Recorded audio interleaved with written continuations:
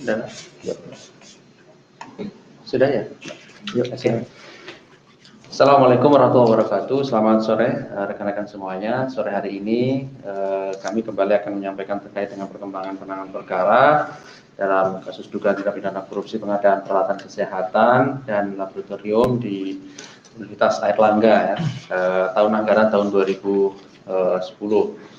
Hari ini hadir Pak Deputi Penindakan Pak Karyoto, dan pimpinan masih ada kegiatan lain sehingga tidak bisa bersama-sama dengan kita di sini.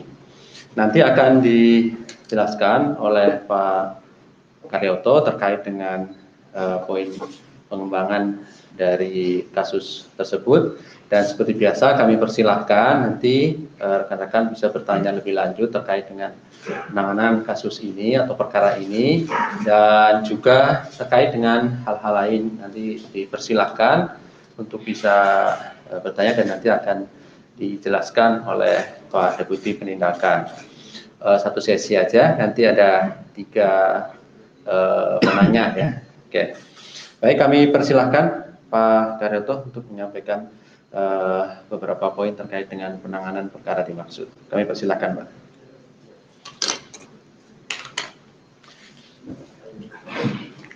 Bismillah.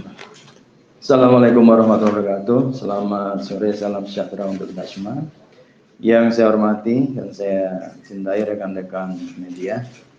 Pada kesempatan sore ini, sebagai pertanggungjawaban kepada publik, kami akan umumkan terhadap penahanan salah seorang tersangka dugaan tindak pidana korupsi dalam pengadaan peralatan kesehatan dan laboratorium Rumah Sakit Tropik Infeksi di Universitas Airlangga tahap 1 dan tahap 2 tahun anggaran 2010. Ini adalah kasus yang cukup lama dan menjadi utang kami untuk diselesaikan.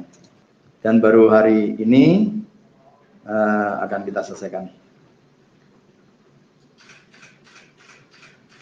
Hari ini tersangka BGR, Kepala Badan Pengembangan dan Pemberdayaan Sumber Daya Manusia Kesehatan Kementerian Kesehatan terkait dugaan tindak pidana korupsi dalam pengadaan peralatan kesehatan dan laboratorium RS Tropik Infeksi di Universitas Airlangga tahap 1 dan 2 tahun anggaran 2010. Sebelumnya KPK menetapkan BGR sebagai tersangka dan telah diumumkan pada sekitar bulan Desember 2015. Ini cukup lama ya, sudah hampir 5 tahun. Untuk kepentingan penyidikan, KPK melakukan penahanan tersangka BGR selama 20 hari terhitung sejak tanggal 9 Oktober 2020 sampai dengan tanggal 28 Oktober 2020 di Rutan Cabang KPK di Gedung ACLC KPK Kapling C1. Sebagai protokol kesehatan untuk pencegahan COVID-19, maka tahanan akan terlebih dahulu dilakukan isolasi mandiri selama 14 hari di Rutan Cabang KPK pada Gedung ACLC KPK Kapling C1 tersebut. Konstruksi perkaranya. Pada akhir tahun 2008, Zulkarnain Kasim selaku Sekretaris BPP SDM Kesehatan diperintahkan oleh Siti Fadila Supari, Menteri Kesehatan RI mantan, agar anggaran fungsi pendidikan digunakan untuk kegiatan pengadaan alat bantu belajar mengajar APBM, pembangunan dan pengadaan alat-alat kesehatan RS Tropik Infeksi Universitas Airlangga. Seluruh anggaran tersebut diperintahkan untuk dimasukkan ke dalam anggaran Satuan Kerja Badan PPSDM Kesehatan.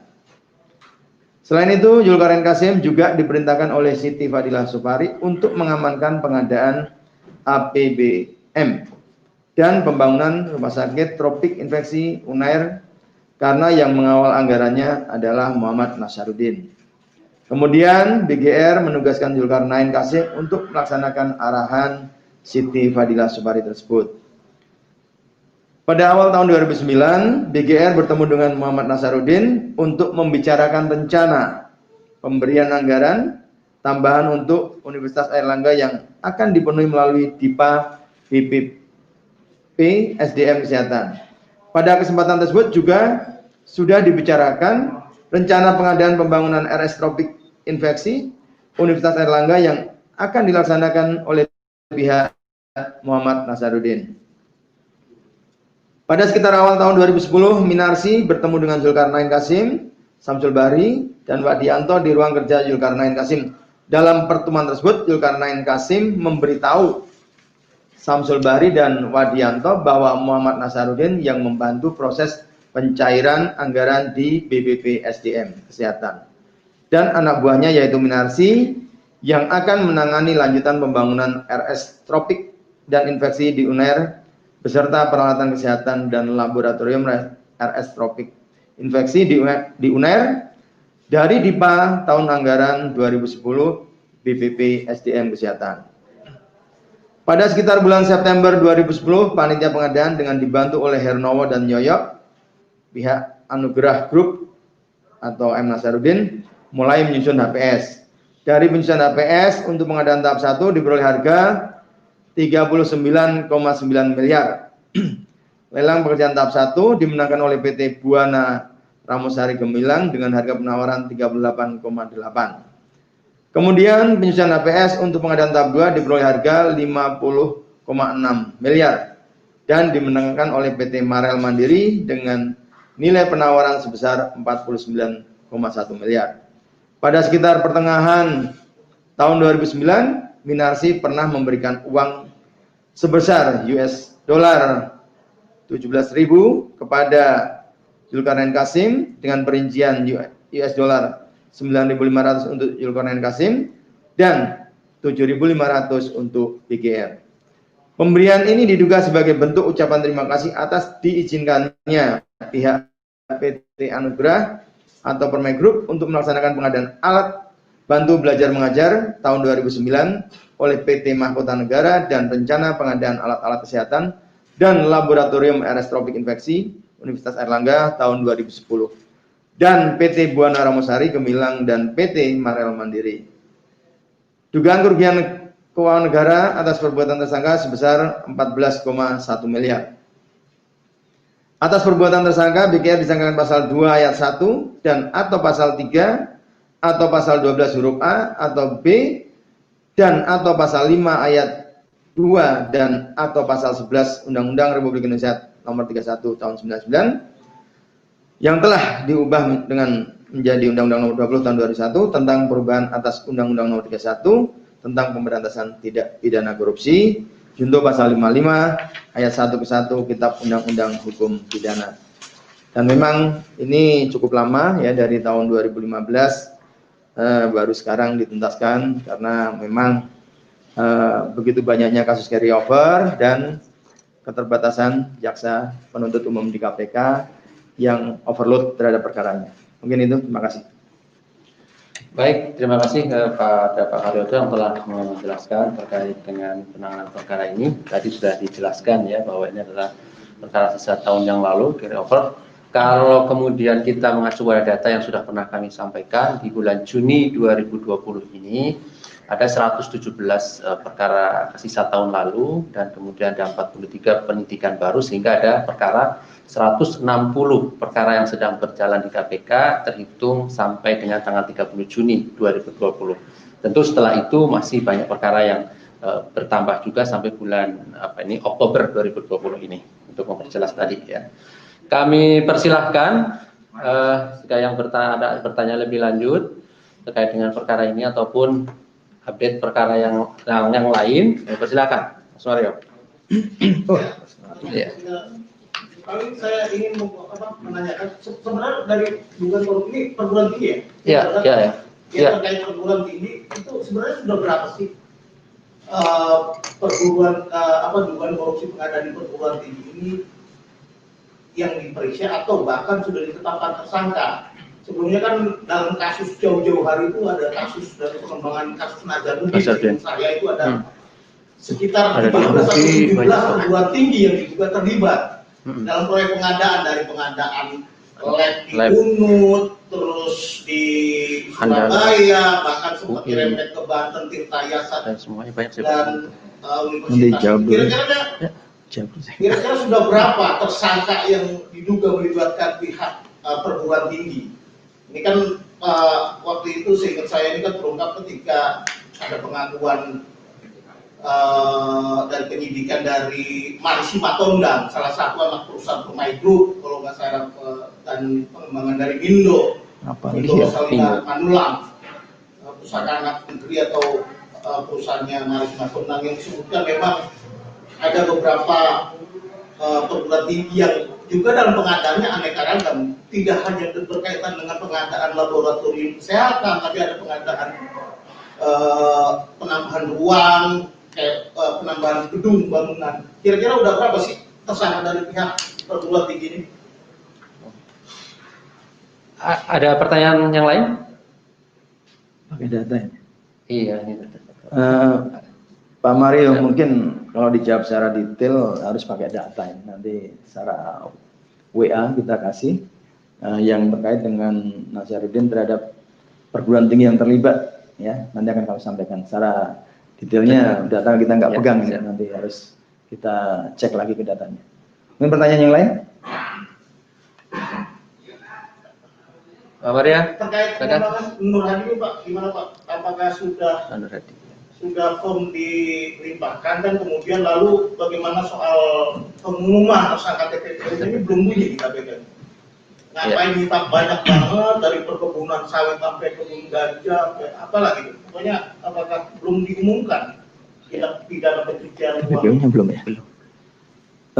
Begini, Mario, untuk TPPU-nya kita sedang terus, anggota-anggota kita di lapangan juga sedang menelisik tentang perkara pokoknya atau predikat crime-nya. Kalau nanti sudah firm, 1 atau 2 tambahan lagi, baru kita tempelkan lagi terhadap membuka penyidikan baru terhadap TPPU-nya. Mungkin itu. Apakah ada kendala, Pak? Misalkan tidak terlacaknya aset-aset lain, misalkan dari NHD ini, kemudian apakah memang firm? Berapa sih total nilai, misalkan villa berikut isi mobil mewah, belasan mobil mewah itu, apakah ini kan belum di-share nih? Belum dikalkulasi, disebutkan hanya 4 motor mobil, 13 mobil mewah, berikut villa dengan luas sekian. Kira-kira taksirannya berapa dari satu villa berikut isi? Ya, mau dihitung pembayaran. Ya, terima kasih Mas Mario. Kemarin jaksa penuntut umum sedang memperkirakan di dakwaan, tapi yang jelas kisaran berapa? Kisarannya di atas 100 M. 100 M ya? Di atas 100 M. Ya. Lalu apakah itu memang sudah pun disita atau gimana Pak? Atau kenapa nggak dibawa ke sini misalkan, seperti ditaruh di gedung C1 dulu? Kalau Wawan kan berapa mobil mewah itu kan bisa diekspor, Dititipkan di sana, dititipkan di sana kan kalau disita juga ditutup nanti. Yang jelas sudah diamankan, ya, artinya disegel, kasih KPK lain bahwa ini adalah barang sitaan Polri, sitaan KPK.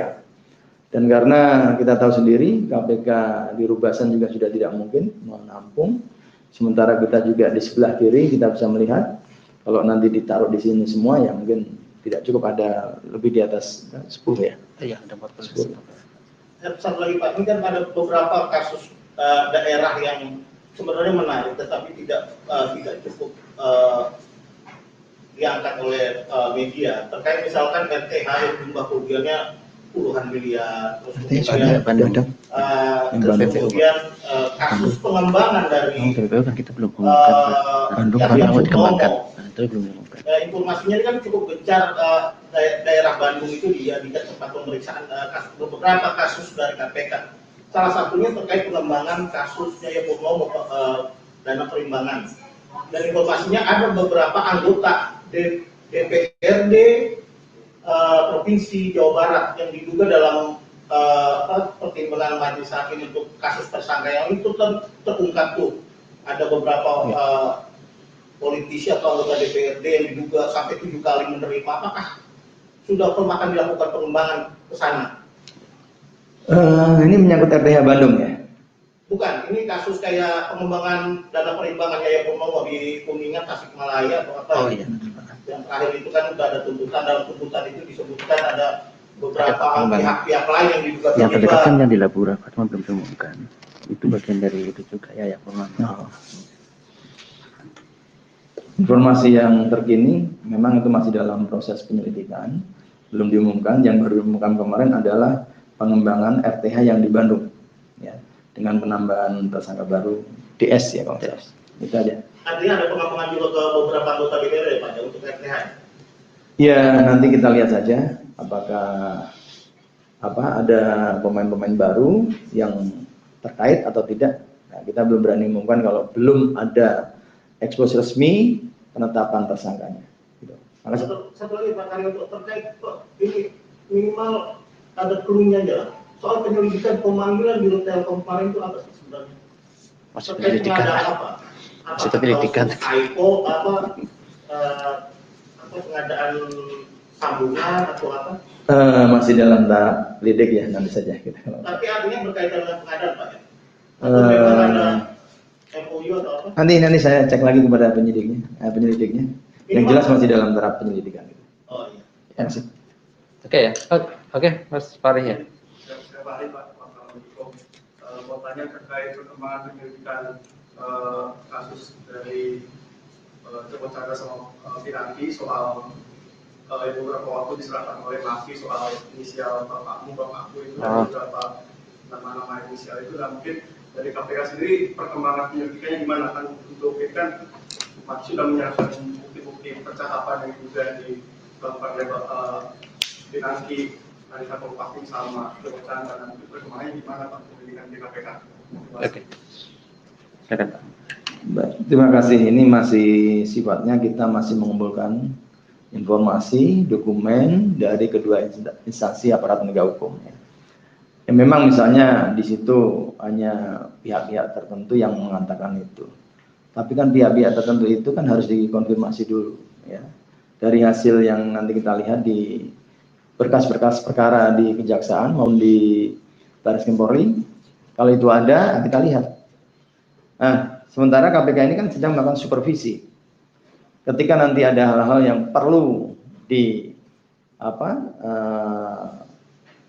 dilakukan penyelidikan lebih lanjut, kita akan sarankan kepada kedua para penegak hukum itu. Kalau memang faktanya sudah sampai segitu, ya kita tidak bisa memaksakan. Tapi yang jelas nanti dari hasil-hasil dokumen maupun keterangan yang didapatkan dari kedua instansi, baik Polri maupun Kejaksaan, nanti akan kita evaluasi, akan kita diskusikan di internal KPK juga, dan pada saatnya kita akan melakukan gelar perkara kembali kepada Polri maupun kepada Kejaksaan Agung yang menangani kasus tersebut. Ya. Jadi prinsipnya kita belum berani ya, kalau hanya orang satu mengaku-ngaku kan belum bisa dikonfirmasi, harus ada saksi-saksi atau keterangan saksi yang lain, dan tentunya yang sudah melakukan pemeriksaan adalah rekan-rekan aparat penegak hukum dari Kejaksaan maupun dari Barreskrim. Itu. Terima kasih. Kalau soal itu Pak, yang ini Pak, yang kemarin diserahkan Boyamin soal 100.000 uang ya. Oh, gratifikasi. Ya, sekarang kalau ya kita sangat hargai ya peran serta masyarakat, dan Pak Boyamin ini cukup luar biasa juga, dan kita lihat memang kalau dikatakan sebagai gratifikasi itu kan bukan penyelenggara negara, bukan pejabat atau tidak punya kewenangan apapun. Namun memang bisa dilihat nanti siapa yang memberi, kaitannya apa. Kami sudah koordinasi dengan Direktorat Gratifikasi yang kemarin menerima penyerahan itu untuk dicek lebih dalam. Karena Pak Boyamin sendiri kan kemarin kan hanya menyebut inisial-inisial aja. Ya, nanti biar rekan-rekan kami dari Direktorat Gratifikasi untuk melihat motivasi maupun background siapa yang memberikan dan maksud dan tujuannya apa. Nah, setelah itu baru kami akan dalami juga. Terima kasih. Oke ya, Mas. Pak Karyo, satu lagi nih. Sampai saat ini kan sudah cukup banyak nih menteri-menteri terkait penanggulangan dampak COVID dari pengadaan baik Menko maupun kemarin Menteri Tenaga Kerja pengadaan soal penyaluran bantuan Banpres segala macam. Apakah sudah ada dugaan atau laporan terkait dugaan korupsi pengadaan COVID ini Pak? Kan dananya cukup besar dan gemuk nih. Kira-kira memang dari koordinasi supervisi pengawasan yang dilakukan KPK, apakah ada dugaan indikasi misalkan laporan masyarakat baik itu dari call center 198 maupun laporan secara manual langsung itu gimana Pak? Secara pencegahan KPK sudah proaktif dilakukan oleh jajaran Direktorat Kedeputian Pencegahan seperti sudah bergabung di BNPB pada saat itu, memberikan bantuan ya dalam arti konsultasi ketika akan mengadakan barang jasa dalam keadaan bencana. Kemudian ya secara tertutup juga kami dari penindakan ada satgas-satgas khusus yang untuk memantau. Memang kalau yang namanya bansos yang sifatnya natural itu kalau sudah didistribusikan nyampe pada orangnya bekasnya sudah tidak ada ya. Jadi itu pun sedang kita ini kan dalami, kita monitor, dan dari Kedeputian Pencegahan juga ada hotline tentang jaga bansos. Nanti kami juga sering koordinasi apakah ada laporan-laporan yang menonjol sekali sehingga kita akan turun. Dan ada memang beberapa daerah yang kemarin kita sudah sedikit dalami. Ya, kita nggak buka di sini karena masih agak tertutup ya penyelidikannya. Kalau dibuka di sini nanti mereka tahu, mereka siap-siap jadi bersih-bersih barang bukti. Gitu. Terima kasih. Oke ya. Baik, terima kasih teman semuanya. Terima kasih Pak Karyoto yang telah memberikan penjelasan lebih jauh terkait perkara ini dan yang lainnya.